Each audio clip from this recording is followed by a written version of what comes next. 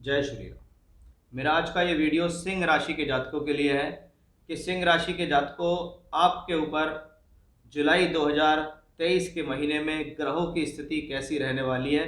यानी ये जो वीडियो है ये जुलाई का मासिक राशिफल आपको बताएगी, जिसको हम मंथली हॉरोस्कोप या मंथली प्रेडिक्शन कहते हैं कि कौन से ग्रह जुलाई के महीने में आपके जीवन में कैसा फल देने वाले हैं, उन फलों का आपके जीवन में क्या प्रभाव रहेगा। क्योंकि कोई ना कोई ग्रह किसी न किसी प्रकार की जिम्मेदारी को निभाता है। आपकी शिक्षा कैसी है, आपका प्रेम संबंध कैसा है, इस महीने क्या प्रॉपर्टी सुख मिलेगा या नहीं, विवाह वैवाहिक जीवन कैसा रहेगा, भाग्य कैसा है आपका, कर्म लाभ कैसे हैं, क्या प्रमोशन तरक्की होगी या नहीं, वो सब चीज़ों के बारे में हम बारीकी से इस वीडियो में बात करेंगे। क्योंकि हर ग्रह की एक भूमिका है, कोई ग्रह अकेला है, कोई ग्रह किसी के साथ है, कोई ग्रह राशि परिवर्तन करेगा, वो कुछ ना कुछ तो आपको देने के लिए तैयार बैठा ही है। अब देखना यह है कि वो आपके लिए कितना पॉजिटिव है और कितना नेगेटिव है, और उनसे किस प्रकार से हम सावधान रह सकते हैं, वो सब मैं आपको इस वीडियो के अंदर बताने वाला हूँ। इसलिए मेरी चर्चा को विस्तार से सुनिए और समझिए। एक एक चीज़ को बारीकी से मैं यहाँ समझाने की कोशिश करूँगा। आप देख रहे होंगे 1 जुलाई 2023 के दिन ग्रहों का गोचर आपकी राशि में कैसा है कि मंगल और शुक्र की युति आपकी राशि के अंदर इस पूरे महीने बनी रहेगी। तीसरे घर में केतु रहेंगे, सप्तम भाव में शनि वक्री होकर और अधिक बलवान पहले के मुकाबले हो गए। नवम भाव भाग्य स्थान में देखेंगे तो गुरु और राहु की युति है।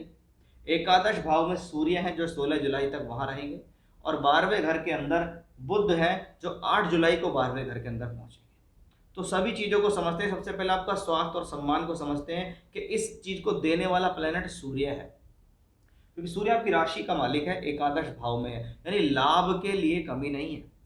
सोर्स ऑफ इनकम लाइफ में बना हुआ है, किसी न किसी प्रकार से जीवन के अंदर आमदनी बनी हुई है। आप जो एफर्ट्स कर रहे हैं उन एफर्ट्सों को सूर्य देव अपनी कृपा से फलीभूत करने में सक्षम है, क्योंकि वो लाभ भाव में पहुंच गए। लाभ में गया हुआ कोई भी ग्रह आपकी इच्छा पूर्ति के लिए होता है, आपको फायदा देने के लिए माना जाता है। यानी 16 जुलाई तक स्थिति स्वास्थ्य के तौर पे भी और लाभ के तौर पर भी बेहतर हमें यहाँ सूर्य की वजह से दिखाई दे रही है। वो लोग जो सरकारी क्रियाकलापों से जुड़े हुए हैं, वो लोग जो अधिकारियों से जुड़कर काम करते हैं, वो लोग जिनका काम ही है बड़े लोगों के बीच में उठना बैठना और काम करना, सूर्य आपका उस लिहाज से 16 जुलाई तक बहुत बेहतर है।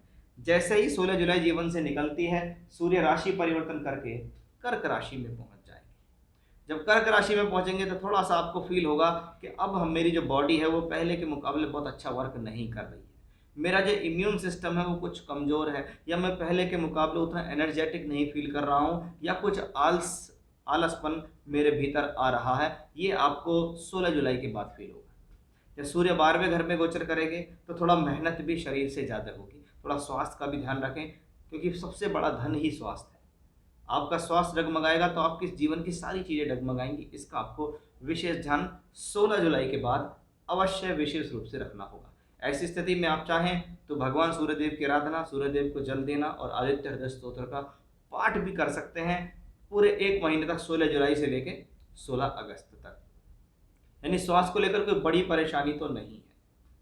अब साथ ही साथ हमें बुध ग्रह को देखना यहाँ बहुत ज़रूरी है, क्योंकि बुध आपके लिए फाइनेंस का सबसे बड़ा कारक है। आपका पैसा, हर व्यक्ति के जीवन में पैसा जरूरी है, और वो पैसा आपकी राशि के लिए यानी सिंह राशि के जातकों के लिए बुध देता है, क्योंकि बुध दूसरे और 11वें यानी दूसरे और 11वें दोनों घर का मालिक है। यानी कमाई का और कमाई को जोड़ के रखने का जो प्लैनेट है वो बुध है। और वो बुध 8 जुलाई को राशि परिवर्तन करके 12वें घर में जाता है, यानी कहीं ना कहीं खर्च बढ़ेगा, कहीं ना कहीं फाइनेंस डगमगाएगा। बहुत बार क्या होता है, व्यक्ति अपने आप को स्थापित करने के लिए, अपने काम को इस्टेब्लिश करने के लिए, नया काम जोड़ने के लिए कोई नई यात्रा करता है, किसी प्रकार से नई योजना बना के कुछ काम करता है, तो उस पर भी उसका पैसा खर्च हो जाता है, क्योंकि धन का स्वामी ही 12वें घर के अंदर चला गया है। इसका मतलब इस दौरान कुछ खर्च आपको तंग कर सकता है, किसी प्रकार की जिम्मेदारी को पूर्ण करने के लिए, या अचानक से कोई काम आ गया उसमें आपको पैसा लगाना पड़ा। तो 8 जुलाई से लेकर लगभग 30 जुलाई तक आप इसको समझ सकते हैं, आपके ऊपर धन को लेकर खिंचावट रहेगी। ये खिंचावट है, ये नहीं है कि वो पैसा नहीं देगा, क्योंकि इसमें एक बात ध्यान रखिए कि 16 जुलाई के बाद सूर्य भी वहीं पहुंच जाएंगे बुध के पास, तब ये एक धन योग बनेगा सूर्य बुध का, लेकिन 12वें घर में बनेगा। और 12वां घर को हम खर्च के लिए ज़्यादा जानते हैं, एक्सपेंडिचर के लिए जानते हैं, ज़्यादा एफर्ट्स के लिए जानते हैं, लेकिन फाइनेंस के हिसाब से कमज़ोर नहीं है। हो सकता है थोड़ा बहुत पैसा जोड़ रखा हो, वो किसी जगह पे खर्च करना पड़े, लेकिन पैसे का फ्लो लगातार बनेगा। बहुत बार क्या होता है, पैसा कमाने के लिए घर से दूर जाना, या आप घर से दूर नौकरी के लिए ट्राई कर रहे हैं तो आपकी मिल जाती है इस दौरान, या आप विदेश में जाके पैसा कमाना चाहते हैं तो भी हो जाता है। तो ये हमें बुध की और सूर्य की स्थिति से मालूम हुआ। अब हम देखेंगे कि आपके भाग्य स्थान के अंदर गुरु राहु का योग है।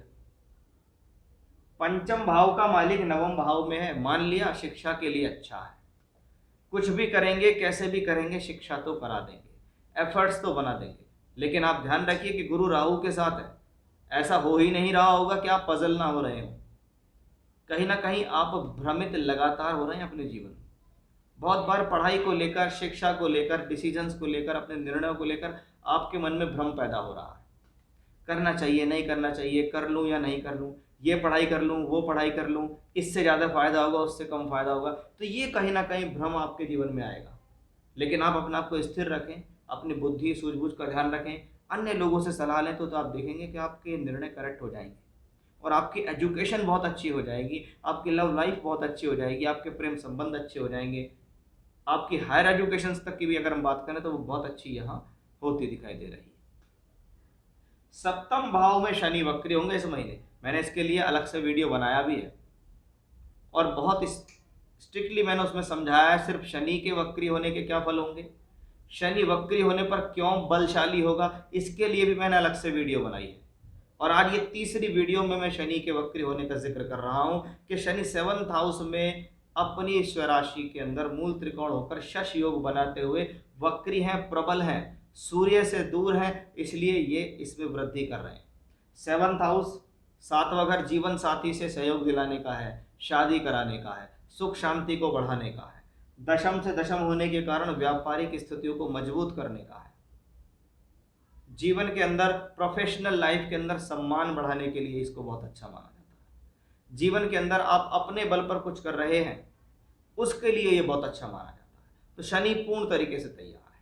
और अब इस महीने के सबसे बेहतर धन योग और राजयोग की बात करें तो वो बनता है मंगल और शुक्र से। ये वो प्लैनेट है जो जुलाई के महीने को कहीं ना कहीं एक यादगार स्थिति में बदलने में सक्षम है, क्योंकि दशम भाव कर्म का मालिक राशि के अंदर चल रहा है। ये आपके कर्म, आपके कार्य क्षेत्र के लिए अच्छा है, ये आपके कार्य क्षेत्र को आगे बढ़ाता है, ये आपकी नौकरी में विस्तार करता है, आपके व्यापार को विस्तार कर रहा है। कर्म कारक शनि भी इस पर दृष्टि दे रहे हैं। तो वहीं मंगल चौथे घर का मालिक है, योग कारक मंगल है, शनि से दृष्ट है, और शनि और मंगल दोनों यहाँ देख रहे हैं। यानी ये महीना भूमि, जमीन, जायदाद, प्रॉपर्टी से रिलेटेड कार्य क्षेत्र के लिए अच्छा माना गया है। ये महीना आपके जीवन में कहीं ना कहीं 4th हाउस रिलेटेड सुख देगा, वाहन दिला सकता है, प्लॉट परचेज करा सकता है, भूमि से गेन करा सकता है। उस लिहाज से ये कॉम्बिनेशन देखिए तो बहुत ही सुखद और बहुत ही बेहतर हमें दिखाई दे रहा है, क्योंकि भाग्य स्थान का मालिक कर्म के मालिक शुक्र के साथ है, यानी मेरा भाग्य भी मेरे साथ है, मेरा कर्म भी मेरे साथ है, मंगल शुक्र मिलकर राजयोग भी बनाते हैं, सुख साधन भी दे रहे हैं। तो इसका मतलब है ये मंगल शुक्र की युति तो आपके लिए बहुत बेहतर ही है कि केंद्र त्रिकोण के मालिक आपस में इकट्ठा होकर ही केंद्र में बैठ जाएं, तो इससे बड़ा क्या राजयोग है। यानी ये जो महीना है इस मंगल शुक्र की बदौलत, बृहस्पति की दृष्टि की बदौलत, शनि के वक्री होने की बदौलत आप ये देखिए कि जुलाई के महीने में बहुत सारी स्थितियां ऐसी होंगी जो आपकी प्रोफेशनल लाइफ, एजुकेशनल लाइफ, आपकी मैरिड लाइफ, आपका धन, आपका सम्मान कुछ बड़ा करने में ये सक्षम है। यानी सिंह राशि के जातकों के लिए मैं कहूँगा कि ग्रहों की एक एक स्थिति को मैंने आपको समझाया कि कौन सा ग्रह कब कहाँ जाएगा, कब क्या परिवर्तन करेगा और उसका कब आपके जीवन में लाभ होगा, वो सब मैंने आपको इस वीडियो में समझाया है। आशा करता हूँ मेरे द्वारा दी गई जानकारी आपको समझ में आई होगी। ये था जुलाई 2023 का सिंह राशि के जातकों पर क्या प्रभाव पड़ेगा ग्रहों की स्थिति का, वो मैंने आपको यहाँ विस्तार से बताया है। जय श्री राम।